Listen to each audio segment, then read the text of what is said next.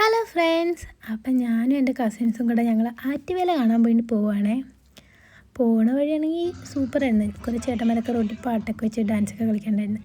അങ്ങനെ ഞങ്ങൾ അവിടെ എത്തി വണ്ടി പാർക്ക് ചെയ്ത് ഞങ്ങൾ നേരെ ആറ്റുവേല നടക്കണം അങ്ങോട്ട് പോയി. ഇവിടെ നിന്നാണ് ആറ്റുവേല സ്റ്റാർട്ട് ചെയ്യണത്. അപ്പം ഞങ്ങൾ ഇവിടെ വന്നപ്പോൾ തന്നെ നല്ല തിരക്കുണ്ടായിരുന്നു. ഈ സൈഡിലും അപ്പുറത്തെ സൈഡിലും ഒക്കെ നല്ല തിരക്കായിരുന്നു. അങ്ങനെ ഞങ്ങൾ നോക്കി നിന്നപ്പോഴാണ് ദേ അപ്പു അണ്ണനും അനന്ത് ചേട്ടനും കൂടെ വന്നത്. അങ്ങനെ ഞങ്ങൾ അവരോട് സംസാരിച്ച് ഞങ്ങൾ നേരെ ഒരു ഐസ്ക്രീം കഴിക്കാം. ഞാൻ മേടിച്ച ടെൻഡർ കോക്കനട്ടാണ്. ഇവരൊക്കെ പല ഫ്ലേവറാണ് മേടിച്ചത്. അങ്ങനെ ഞങ്ങൾ അത് കഴിച്ചിട്ട് നേരെ ഞങ്ങൾ നിന്നെടുത്ത് തന്നെ പോയി.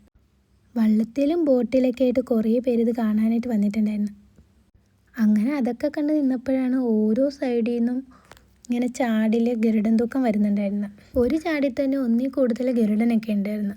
അങ്ങനെ ഞങ്ങൾ അതൊക്കെ കണ്ടു നിന്നപ്പോൾ ഒരു ചാടിയിൽ നിന്ന് ഈ ഒരു സംഭവം ഉണ്ടല്ലോ, നല്ല ഭംഗിയുണ്ടായിരുന്നു. എനിക്ക് ഭയങ്കരമായിട്ട് ഇഷ്ടപ്പെട്ടു. അങ്ങനെ അത് കണ്ട് കുറേ നേരം നിന്ന് കഴിഞ്ഞപ്പോൾ അടുത്ത ചാട് വരാൻ തുടങ്ങി. അതും നല്ല വെടിക്കെട്ടോടെയൊക്കെയാണ് വന്നത്. അത് കാണാൻ നല്ല ഭംഗിയുണ്ടായിരുന്നു.